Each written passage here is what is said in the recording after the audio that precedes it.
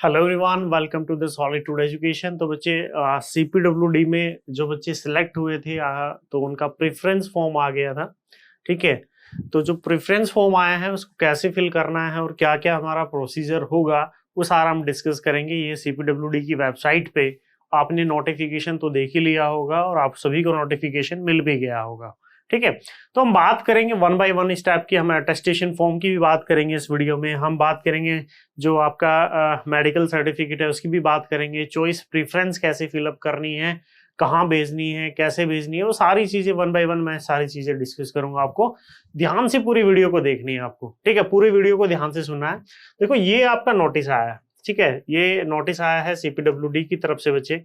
ठीक है, ये सेवा में लिखा है all the successful candidate of JE exam 2022 2022 के जितने भी बच्चे हैं उनके लिए। ठीक है, उसने बोला ध्यान से पढ़ो पहले। देखो, कोई हड़बड़ाहट नहीं है, 10 दिन का टाइम है, आराम से कर लोगे। एक दिन सोच समझ के सारी चीजें मैनेज कर लोगे। ठीक है, it is to state that you have been nominated for the appointment to the post of junior engineer in CPWD। Your dossier has been sent by the staff selection commission to the director general CPWD। देखो, आपका जब selection होता है तो एक file बनती है। इस बार तो नहीं बनी है, लेकिन एक लिस्ट होगी। जो भी सिलेक्टेड कैंडिडेट होंगे उनकी लिस्ट जो DG साहब हैं, जो निर्माण भवन है CPWD का हेडक्वार्टर है, वहां पे आपकी एक लिस्ट चली गई होगी। पहले से क्या होता था कि SSC डॉक्यूमेंट वेरिफिकेशन करता था तो एक फाइल बनती थी जिसको हम डोजियर बोलते थे।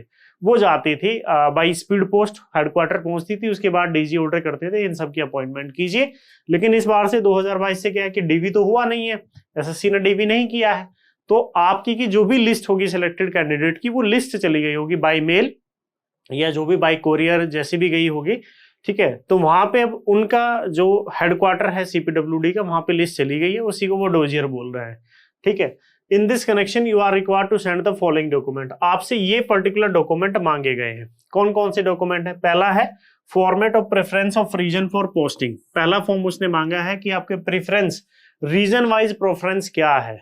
आपको नॉर्दर्न रीजन में रहना है, ईस्टर्न रीजन में रहना है, वेस्टर्न में रहना है। ठीक है, कौन सी रीजन में आपको रहना है उसके लिए। दूसरा है मेडिकल सर्टिफिकेट फॉर्मेट। ठीक है, मैं इसके बारे में डिस्कस करूंगा। तीसरा है अटेस्टेशन फॉर्म और चौथा है candidate declaration form regarding marriage. ठीक है, चलिए आगे चलते हैं। पहले पढ़ लो थोड़ा सा, 2-4 मिनट लगेंगे, आराम से डिस्कस करेंगे इसमें। In this regard you are informed that the post of JE in CPWD carry all India service liability. All India service liability का मतलब है कि पूरे हिंदुस्तान के अंदर, इवन सम फॉरेन कंट्रीज में भी, like Nepal, like Bhutan, like Afghanistan, आपको कहीं भी पोस्टेड किया जा सकता है। ऑल इंडिया सर्विस का मतलब यही है। ऑल इंडिया सर्विस लायबिलिटी का मतलब आप ये नहीं कह सकते कि नहीं सर मैं तो दिल्ली में ही रहूंगा, मैं तो चंडीगढ़ में ही रहूंगा, मैं तो कोलकाता में ही रहूंगा। नहीं, ये ऑल इंडिया सर्विस आपको कहीं भी पोस्टेड किया जा सकता है। ठीक है, कश्मीर से लेके कन्याकुमारी तक और ईस्ट से लेके वेस्ट, कहीं भी, इवन फॉरेन कंट्रीज हैं लाइक भूटान है, लाइक नेपाल है, लाइक अफगानिस्तान है, वहां पे भी हम CPWD कंस्ट्रक्शन करते हैं, तो वहां पे भी आपको पोस्टिंग दी जा सकती है। दूसरा, आगे चलते हैं। Posting of candidate is decided in accordance with the rank of the candidate in the merit list, preference of the region given by the candidate and the availability of vacancy in the respective region. ठीक है, आपको जो reason allot होंगे, आपको जो reason allot होने वाले हैं, मतलब मेरे को किसी को नॉर्थ मिलेगा, किसी को ईस्टर्न मिलेगा, किसी को वेस्टर्न मिलेगा, किसी को साउथ मिलेगा, तो वो रैंक के बेसिस पे मिलेंगे। और एक और बात, इसमें कोई रिजर्वेशन नहीं होता है। जो प्रेफरेंस फॉर्म भरोगे आप, उसमें कोई रिजर्वेशन नहीं चलेगा। मतलब ये नहीं होगा कि SC का कोटा है, OBC का कोटा है, EWS का कोटा है, इसमें कोई कोटा नहीं चलता। आपकी जो SL seniority list, SL rank जो है, उसी के बेसिस पे आपको रीजन अलॉट होते हैं। यहाँ पे कोई कोटा नहीं चलता आपका, पहली बात। ठीक है, उसके बाद देखो इसमें लिखा है therefore you are requested to send your region wise preference for posting in the form 1। Form 1 में नीचे डिस्कस करूंगा, duly filled within 10 days of the issues, within 10 days of the issue of this letter. आज से 10 दिन, आज को मिला के 10 दिन का टाइम है आपके पास। 10 दिन के अंदर भेज देना है। मेल भी करना है और कोरियर से भी भेजना है, याद रखना। मेल भी करना है और कोरियर भी करना है, दोनों चीज कर रही है। ऐसा नहीं कि मेल कर दोगे कोरियर नहीं करोगे, कोरियर कर दिया तो मेल नहीं। कोरियर भी करना है और मेल भी करना है। थ्रू रजिस्टर्ड, देखो letter through registered speed post, registered speed post या फिर ईमेल, या का मतलब ये नहीं है कि एक ऑप्शन नहीं है, दोनों करने हैं आपको मेल भी करनी है और आपको रजिस्टर्ड पोस्ट से भी भेजना है। मेल आईडी क्या है? मेल आईडी ये है, ये मैडम है, वहां हेडक्वार्टर में थे, nisar.gupta35@gov.in। Post following to which it is presumed that you have no region specific performance preference and you will be allocated accordingly। अगर आपने चॉइसेस नहीं भेजी तो आपका कोई रिजेक्शन नहीं होगा, इस बात के लिए दिल में एकदम संतुष्टि रखिए, कोई रिजेक्शन नहीं होगा। पिछले बार भी मैं बहुत बातचीत को जानता हूं जिन्होंने प्रेफरेंस नहीं भेजी थी, तो फिर वो देखते हैं कि आप किस रीजन के हैं और उस रीजन में अगर वैकेंसीज बची हुई है तो आपको वो अकॉर्डिंगली अलॉट कर देते हैं। लेकिन ऐसा मत करना, आप अपनी प्रेफरेंस जरूर भेजना। कैसे भेजोगे वो भी मैं सारा डिस्कस करूंगा, रीजन वाइज भी मैं डिस्कस करूंगा।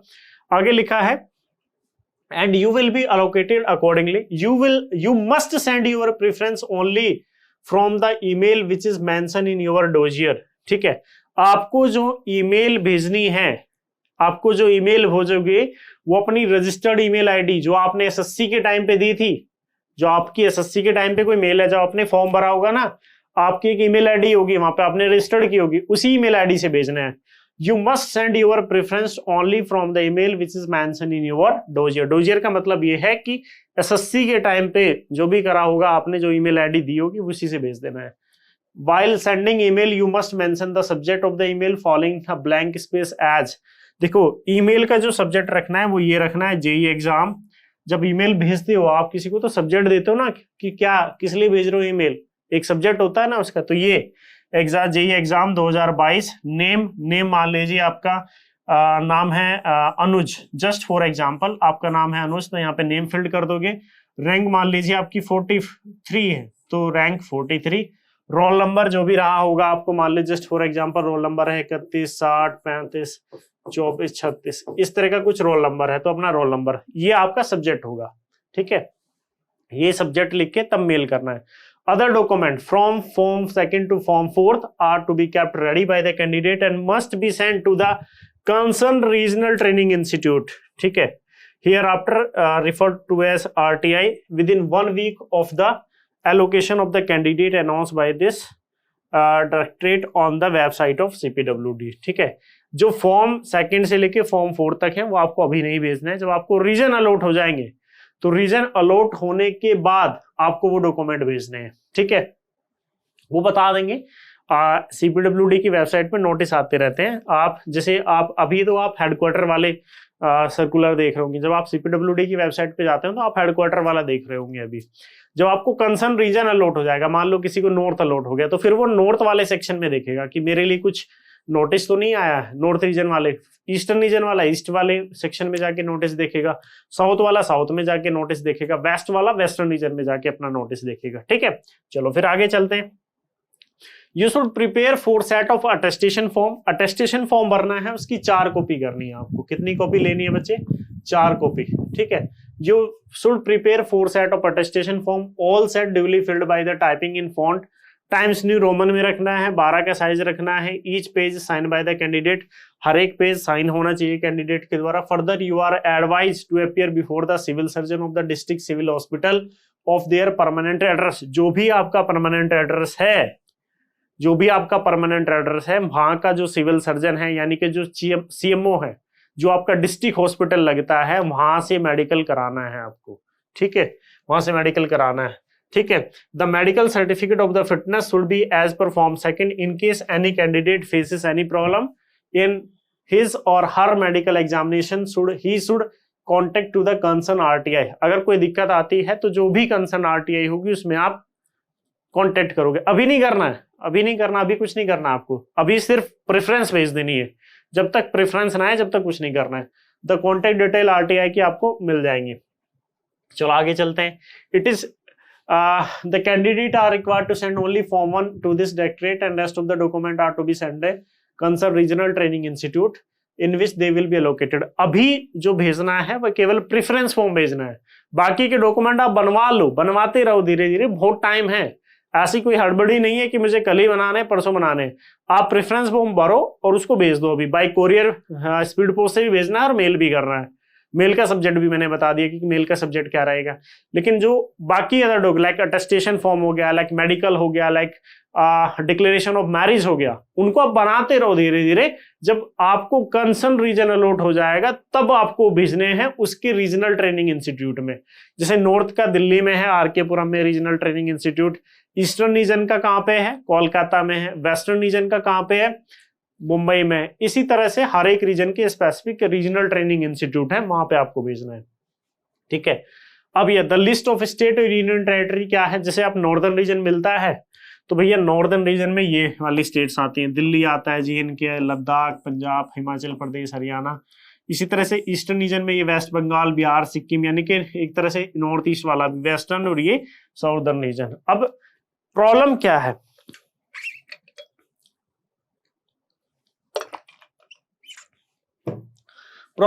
प्रॉब्लम ये है कि अपना रीजन कैसे सेलेक्ट करें।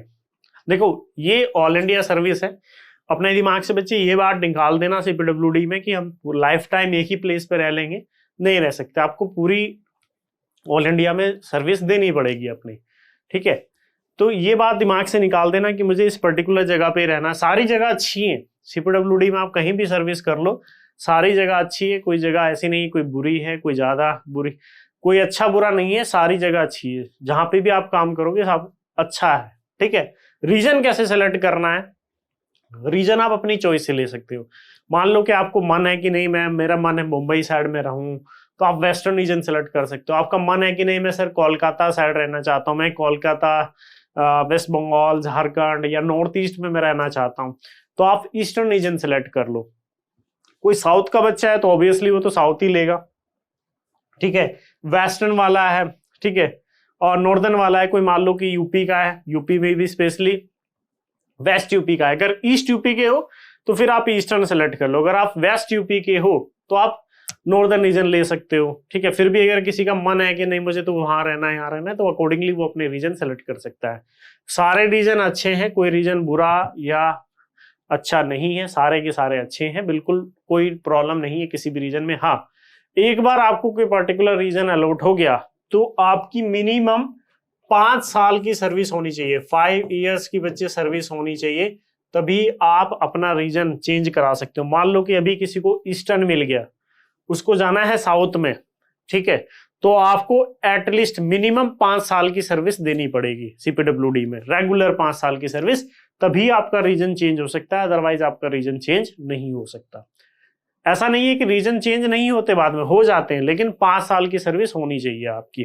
ठीक है, एक रीजन में मान लो आप नॉर्थ में आपकी पोस्टिंग है दिल्ली में, तो किसी भी पर्टिकुलर स्टेशन पे केवल आप 3 साल रुक सकते हो। मान लो आपकी कहीं पे पोस्टिंग हो गई किसी भी पर्टिकुलर जगह पे, तो जिस ऑफिस में आप काम कर रहे हैं वहां पे केवल आप 3 साल तक ही अपनी सर्विस दे सकते हो, उसके बाद आपका रोटेशनल ट्रांसफर हो जाएगा अपने आप। ठीक है, उस टाइम पे भी आपसे चॉइसेस मांगी जाती हैं, वो जब आप डिपार्टमेंट में आ जाओगे तो सारी चीजें आपको ऑलरेडी पता चल जाएंगी। ठीक है, तो ये मैंने रीजन वाइज अपना बता दिया कि भैया कैसे कैसे रीजन वाइज देखना है आपको, तो आप अकॉर्डिंगली जैसी आपको सुटेबिलिटी हो रीजन वाइज, देखो मैंने बता दिया कोई भी रीजन बुरा नहीं है, सब अच्छे हैं।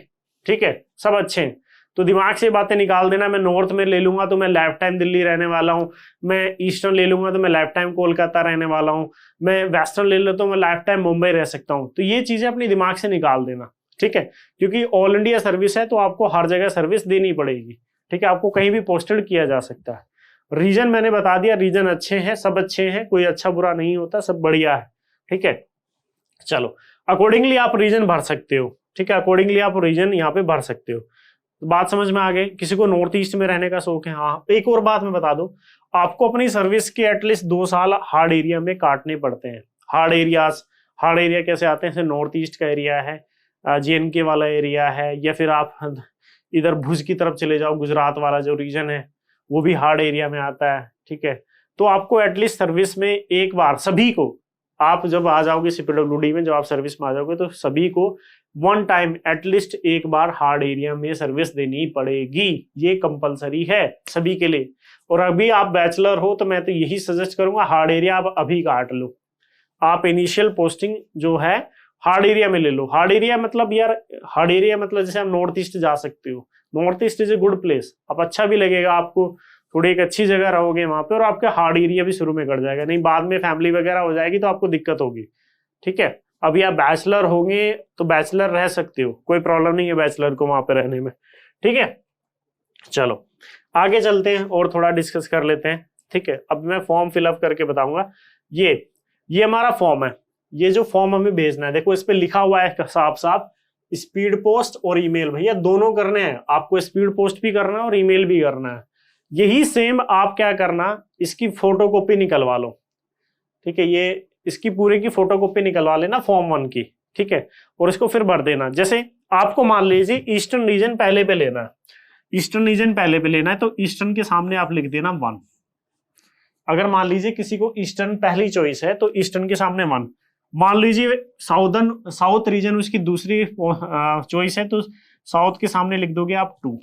नॉर्थ है आपकी तीसरी चॉइस तो आप लिख दोगे 3rd नंबर पे नॉर्थ। वेस्टर्न किसी की 4th चॉइस है तो लास्ट चॉइस है तो उसको लिख दोगे 4। ऐसे फिल करना है आप, समझ गए। आपको अगर मान लीजिए किसी की पहली चॉइस है ईस्टर्न रीजन तो ईस्टर्न के सामने 1।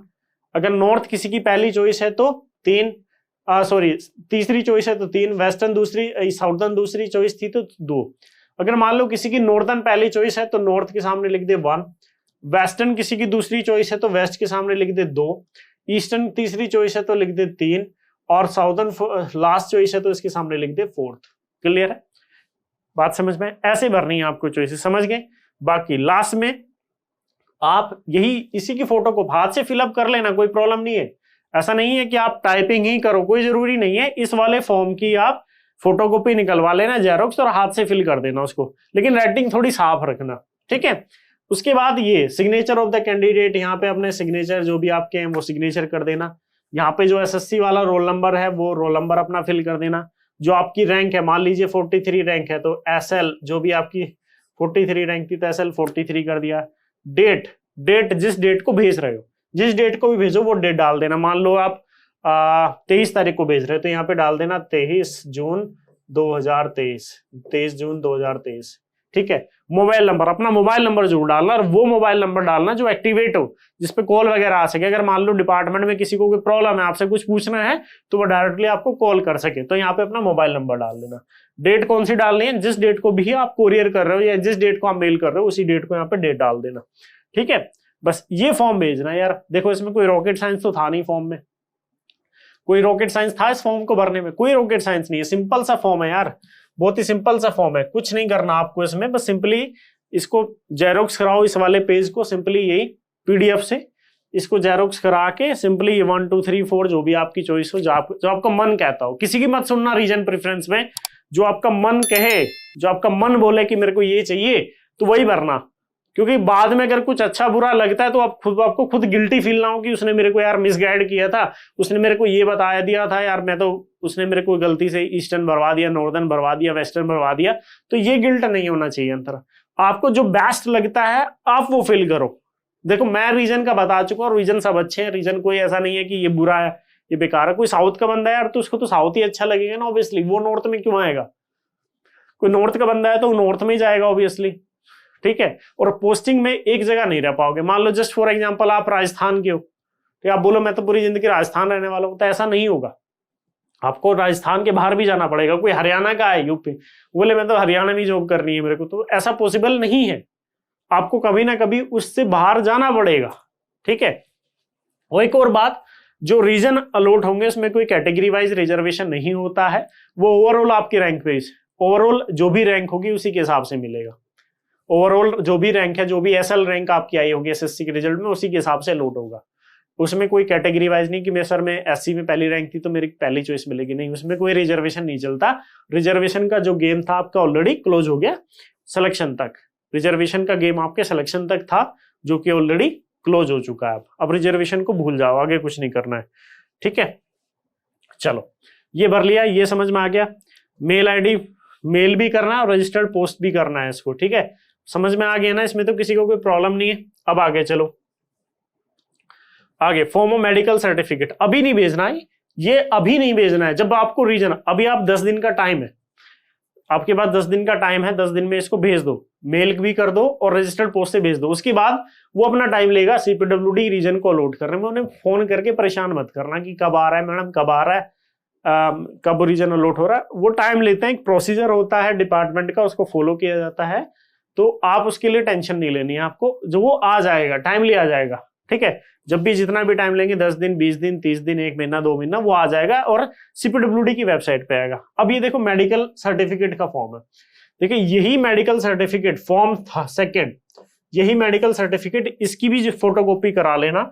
और जो भी आपका परमानेंट एड्रेस है, जो भी आपका परमानेंट एड्रेस है, उसके जो डिस्ट्रिक्ट हॉस्पिटल है, डिस्ट्रिक्ट हॉस्पिटल में जहां पे आपका CMO बैठता है, चीफ मेडिकल ऑफिसर जहां बैठता है, जो CMO होता है, CMO के वहां ऑफिस से यही फॉर्मेट में आपको मेडिकल सर्टिफिकेट बनवाना है। इसी फॉर्मेट में, इसी फॉर्मेट में इसकी फोटोकॉपी ले जाना और उनको दे देना कि मुझे ये मेडिकल सर्टिफिकेट आप बना के दे दो। वो आपके कुछ मेडिकल चेकअप करेंगे, आपकी एक पर्ची कटती है हॉस्पिटल की 1 रुपए की, ठीक है, वो कटाएंगे। आपके जो जरूरी, आपकी सर्विस के अकॉर्डिंग जो भी मेडिकल टेस्ट होने जरूरी हैं वो कर लेंगे और आपको एक ये सर्टिफिकेट बना के दे देंगे। इसको बना के आपको लेके आना है। हाँ, एक और बात, जो मेडिकल सर्टिफिकेट आप बनाओगे, जो भी मेडिकल सर्टिफिकेट आप बनाओगे, वो इसी फॉर्मेट में बनवाना। एक हॉस्पिटल का भी फॉर्मेट होता है और वो हो सकता है हॉस्पिटल वाले आपको फोर्स करें कि आप हमारे फॉर्मेट में बनवा लो, उनके फॉर्मेट में नहीं लेना है। आपको यही मेडिकल सर्टिफिकेट का फॉर्मेट लेना है, इसी की फोटोकॉपी लेके जाना और इनको बोलना कि हमें मेडिकल सर्टिफिकेट इसी फॉर्मेट में बनवाना है। उनसे इसी फॉर्मेट में बनवा के लेके आना है। बात समझ में आ गई ना? इसी फॉर्मेट में बनवाना उनसे। कहाँ जाना है? District hospital. और डिस्ट्रिक्ट हॉस्पिटल कौन सा? जो परमानेंट एड्रेस हो। बच्चों को बड़ा कंफ्यूजन है कि सर परमानेंट एड्रेस और कोरस्पोंडेंस एड्रेस क्या है। एसएससी में जो आपने बातें की उसको भूल जाओ आप। एसएससी में आपने क्या बताया था, किसी ने हो सकता है बीटेक के बेसिस पे फॉर्म किया, उसने एमटेक कर लियो, किसी ने डिप्लोमा के बेसिस पे फॉर्म किया, उसने बीटेक कर लियो। तो जो एसएससी में आपने फॉर्म फिल किया था उसको भूल जाओ। देखो परमानेंट एड्रेस क्या है।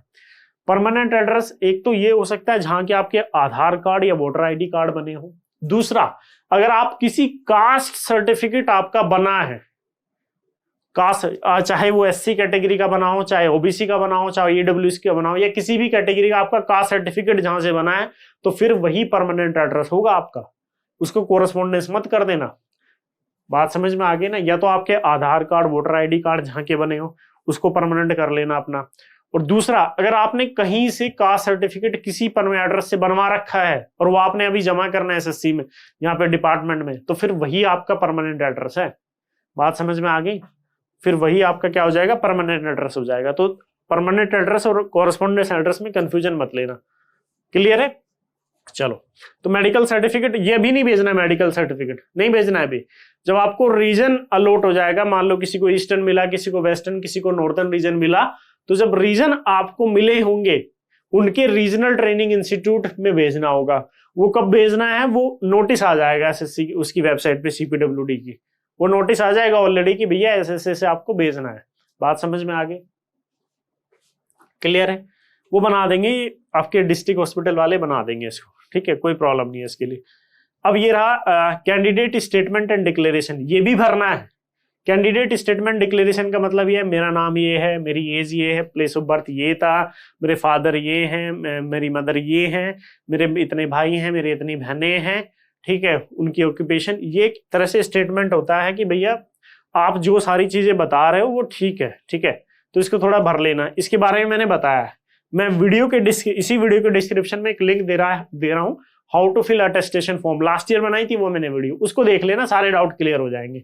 उसके देख लेना, सारे के सारे डाउट क्लियर हो जाएंगे। ये जो है कैंडिडेट स्टेटमेंट एंड डिक्लेरेशन, ये पार्ट है मेडिकल सर्टिफिकेट का ही। ये मेडिकल सर्टिफिकेट का ही पार्ट होता है कैंडिडेट स्टेटमेंट एंड डिक्लेरेशन। ठीक है, तो सीएमओ से इसको भी अटेस्टेड करा लेना। ठीक है, ये सारा का सारा। ठीक है, चलो